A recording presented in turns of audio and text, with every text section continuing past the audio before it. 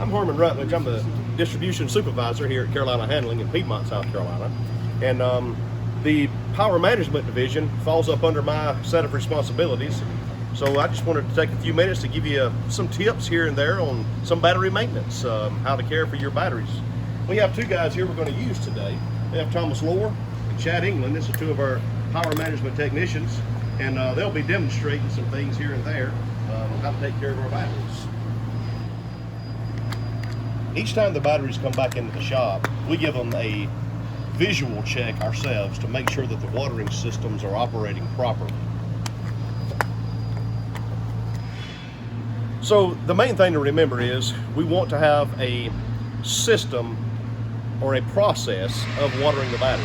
So you want to water the battery at normal intervals. And the best thing to do is water the battery after a charge. Reason being, builds up a lot of heat during a charge, and the batteries are prone to boil over during that time if they're too full of water. Many times we will water them because they've come in abused, damaged, whatever. We will water them before we charge them here in the shop. But in your place of business, if you have a process of watering them each time after a charge, then you know that the battery has water in it. So this one actually has a watering system on it. The watering system is always watered from one certain point, and you can see the little white dots that you see on each one of the cells here.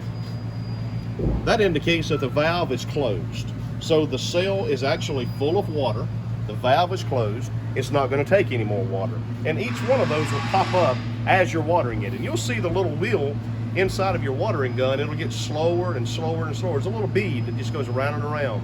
And as it gets slower and slower, it'll finally stop. That means the water has stopped. So we've already inspected a battery that has a watering system on it. Now here's a battery that does not have a watering system on it. The only way that you can check the water here is to visually inspect it, manually taking off the cap, and you actually look down inside the cell, ensuring that water is over the top of the splash plate, as you can see here. So one important thing to remember before you connect the battery to a charger is to always inspect your connectors. Chad's inspecting it here. He's looking for any kind of cracks, any breaks in it. He's going to check his cables while he's going. He's looking once again for cuts, frays in the cables, in the covering of it. Any exposed wiring. You can see Chad's come in contact with a little spot here he's concerned about. This is what we call knotting.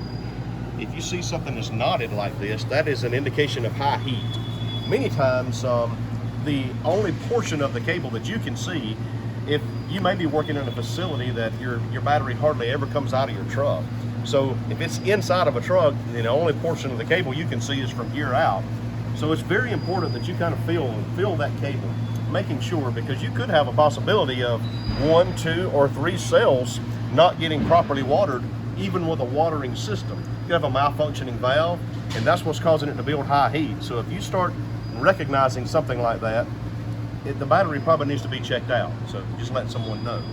Another important thing to remember at the end of your shift is to disconnect the battery when you park the truck. Whether you're putting it on charge or not, it needs to be disconnected. So as you can notice, this truck actually has iWarehouse on it. It has a Samsara. This is for the GPS unit on our truck. That's how we keep up with them in our system. Chad, you go ahead and switch this thing off. As you can see, the iWarehouse unit now looks like no power is to it. But you can see it still has a little indicator light on it. That thing is still pulling some power from your battery. Your Samsara unit is still pulling a little power from your battery. Anything that's on this truck that's extra is pulling power from somewhere. Whether your truck actually has this on it or not, still important to disconnect that battery.